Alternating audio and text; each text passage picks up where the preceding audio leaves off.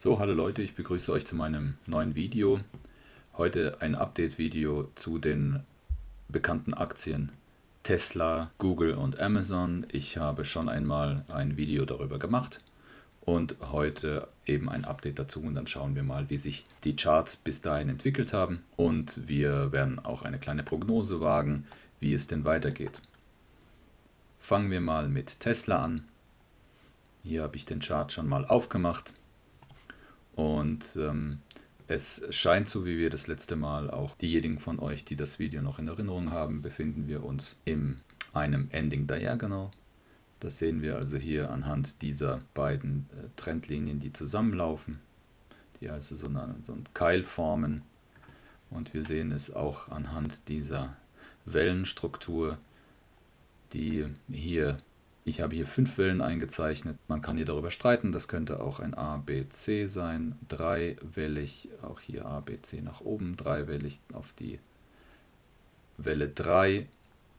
Und nun befindet sich Tesla in der Welle 4 und die Frage ist, ob sie jetzt nun abgeschlossen ist oder nicht. Prinzipiell ist das jetzt erstmal egal, denn dadurch, dass das eine Ending Diagonal ist, sind wir hier jetzt letztendlich nicht unbedingt auf eine Fibonacci-Zahl angewiesen, sondern die Welle 4 darf eben nicht die Unterkante der Welle 2 kreuzen.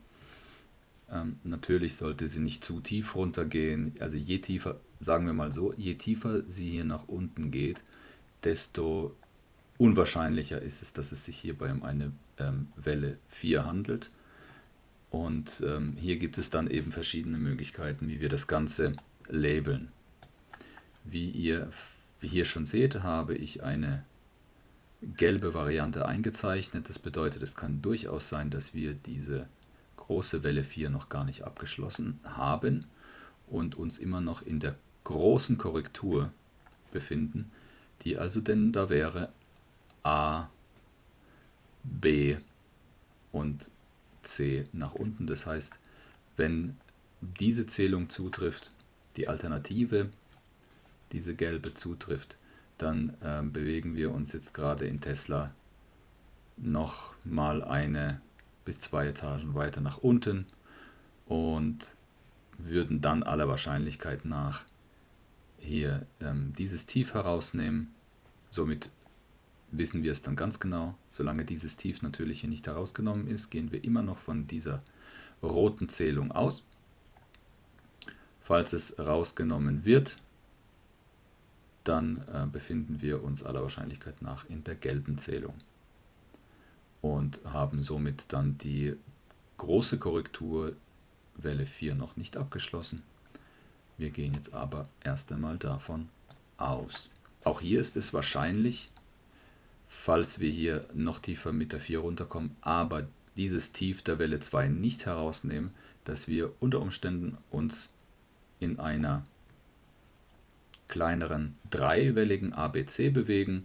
Das heißt, vielleicht ist das hier eine A, eine B, die durchaus tief sein kann, und dann die C nach oben. Das ist auch im Bereich des Möglichen. Prinzipiell ist das aber jetzt erstmal egal, solange wir dieses Tief der 2 hier halten. So, wie weit würde Tesla nach oben gehen? Also hier haben wir die Fibonaccis der 5. Welle eingezeichnet und man kann also durchaus davon ausgehen, dass diese relevant sind. Es ist also auf jeden Fall im Bereich des Möglichen, dass wir Tesla in etwa in diesem Kasten zwischen der 100% und der 161% dann wiedersehen, sprich zwischen grob $600 und $840. Alles darüber hinaus nimmt man natürlich gerne mit, aber so in diesem Bereich ist das eine realistische Zielzone. Gut, gehen wir weiter zu Google, Alphabet. Und hier ein, in Anführungszeichen, Ähnliches Bild, beziehungsweise hier ist es ziemlich eindeutig, dass wir die große Welle 4 längst abgeschlossen haben in Alphabet und wir befinden uns also in der letzten großen Welle 5 und das auch schon ziemlich fortgeschritten. Wie ihr hier seht, habe ich die blauen Wellen 3 und 4 schon mal eingezeichnet und hier gibt es auch verschiedene Zählmöglichkeiten. Die erste Variante ist die gelbe Variante, sprich wir befinden uns jetzt gerade mit Alphabet im Abschließen der Welle B nach unten, um dann in die letzte Welle C zu gehen und damit die 5. und letzte Welle sowohl untergeordnet als auch übergeordnet abzuschließen und damit das Top dieses gesamten Bullenmarktes auszubilden. Wie ihr seht, haben wir hier also die Möglichkeit, dass wir hier den Boden der Welle B ausgebaut haben. Wenn wir uns das ein bisschen näher anschauen und etwas anzoomen, dann sehen wir, dass wir hier schon einen Ansatz einer Bodenbildung sehen. Aber bevor wir überhaupt davon reden können, dass hier irgendetwas abgeschlossen ist, möchte ich persönlich schon sehen, dass wir mit Alphabet hier diesen Bereich nach oben durchschlagen. Solange das nicht der Fall ist, kann es durchaus sein, dass wir hier noch einmal eine Bodenbildung haben werden. Genau. Eine andere Möglichkeit ist, eine Alternative hierzu ist, dass wir diese blaue Welle 4 noch nicht abgeschlossen haben und uns immer noch in dieser größeren Korrektur bewegen. Sprich, wir haben hier eine Expanded Flat gesehen, sprich eine überschießende B-Welle und befinden uns in Alphabet nun in der C, die durchaus Welle A hier durchschlagen kann, das Tief der Welle A durchschlagen kann. Das ist sogar eher wahrscheinlich, das ist die Norm. Es gibt auch sogenannte Truncated C-Wellen, die also etwas kürzer ausfallen. Die sind aber eher ein bisschen seltener.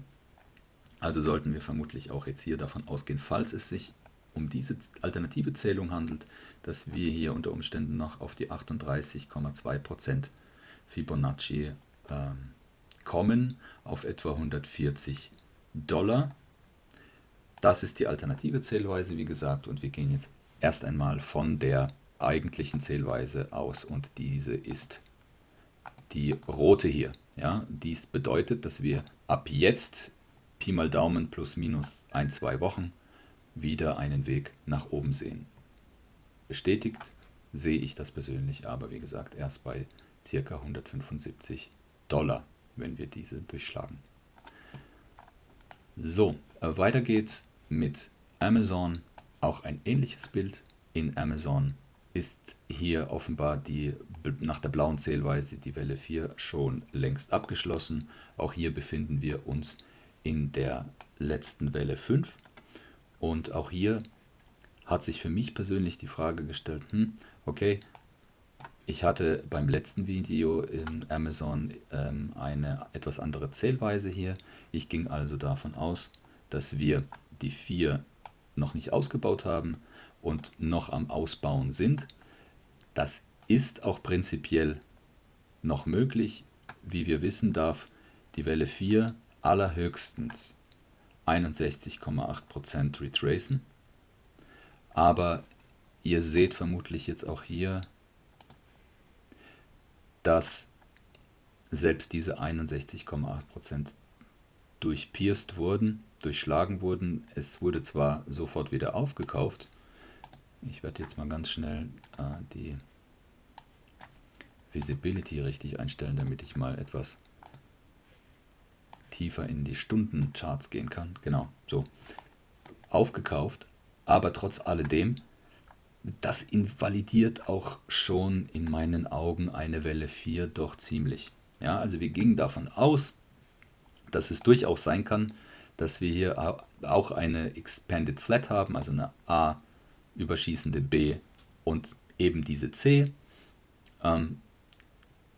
Es wäre natürlich für eine vierte Welle ziemlich gesund gewesen, wenn wir hier bei 50% den Boden gefunden hätten, um dann in die letzte Welle 5 nach oben zu gehen.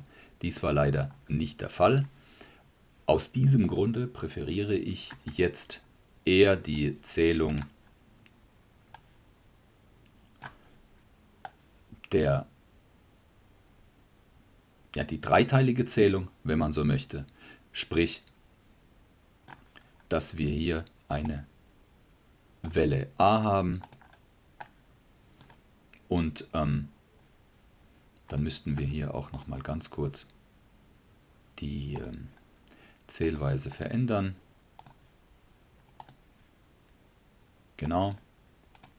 Wir gehen jetzt also davon aus, dass das jetzt auch die primäre Zählweise ist. Das bedeutet, dass wir hier also eben die A hatten, nun in der B den Boden bilden. Es kann also durchaus sein, dass wir hier nochmal einen kleinen Rücksetzer nach unten sehen. Darüber haben wir auch schon jetzt in mehreren Videos gesprochen. Das hängt natürlich auch etwas vom Gesamtmarkt ab. Und eine B-Welle kann auch ruhig noch etwas tiefer runtergehen. Ja? Also im Endeffekt können wir hier unsere rote Zählweise da auch reinmachen. Das bedeutet, bis zu 78,6% ist das also im Endeffekt gar kein Problem. Um ganz ehrlich zu sein, kann die B-Welle sogar noch tiefer heruntergehen, um dann eben letztendlich in die C überzugehen. Und ja gut, die C wird sich dann auch irgendwo im Bereich von $300 austoppen. Und dort werden wir dann natürlich auch die Welle 5 ausgetoppt sehen. Wie komme ich darauf? Ja gut, prinzipiell ist ja die C ungefähr gleich lang wie die Welle A. Und wenn wir davon ausgehen, dass das die Welle A ist und wenn wir auch davon ausgehen, dass die Welle B nun auch vollendet ist, ja, dann seht ihr, dass wir in dem Bereich von $300 das Top der Welle C und damit das Top der Welle 5 und insgesamt des Bullenmarktes dann auch sehen werden. Genau. Ja, das war's für heute. Liebe Leute, vielen Dank fürs Zuschauen und Zuhören und bitte liked das Video, bitte abonniert meinen Kanal und helft mir zu wachsen. Bis zum nächsten Mal. Ciao, ciao.